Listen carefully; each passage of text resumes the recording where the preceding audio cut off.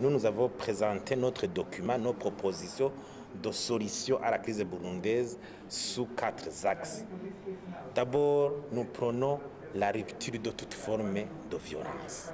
Rompre toute forme de violence physique et verbale. Et pour Parsem, la forme de violence est quoi? Ce sont ces attaques des mouvements armés ici et là, avec des revendications politiques. Ce sont ces violations des droits et libertés politiques. Ce sont ces arrestations arbitraires. Ce sont ces cas de torture, exécution extrajudiciaire, disparition forcée qu'on entend ici. Parce que des fois, elles viennent répondre, soi-disant, à des gens en subversion. Alors s'il y a attaque, répression, violation des droits humains, torture ou quoi, des fois d'une manière aussi arbitraire ou d'une manière de généralisation, parce que des fois on n'arrive pas à mettre la main sur le vrai criminel. Nous voulons rompre avec cet jeu de ping-pong en matière de violence. 2, pour Parsem, c'est prendre l'accord d'Arusha comme fondement de la renaissance et la stabilité du Burundi.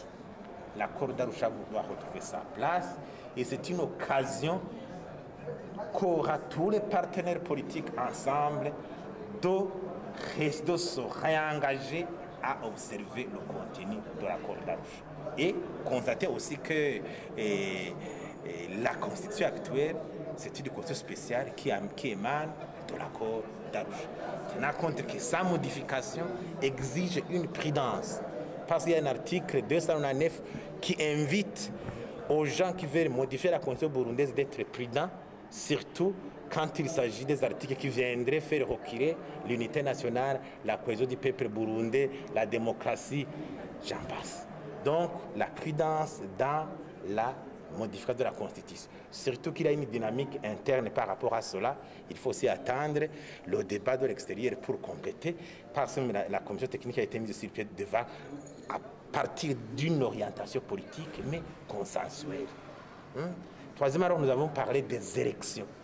L'une aussi des sociétés de la crise burundaise, c'est parvenir à organiser des élections, je les qualifie de libres, inclusives, transparentes, avec vraiment des dispositions juridiques, réglementaires garantissant la compétition réelle et équitable, pour que les institutions ici de ces élections soient des institutions acceptées par tous, qui nous évitent toute forme de contestation éventuelle quant à sa légitimité et quant à leur légitimité ou leur légalité.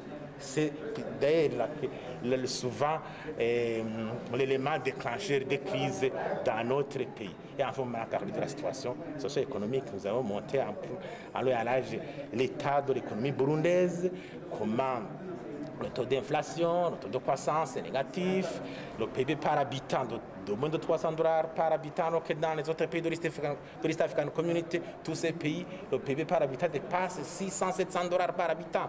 C'est le Burundi qui est toujours à la traîne. Maintenant, les autres pays sont avancés au niveau de l'intégration, les infrastructures, les visas uniques, et le Burundi, nous croupissons dans une misère indescriptible. Nous ne faisons qu'exporter le lot des réfugiés dans ces pays. Alors, il faut que ce processus aboutisse à faire retourner le Burundi sur les rails. Parce qu'après tout même, aujourd'hui, il n'y a même pas de document de référence au niveau économique qui est là.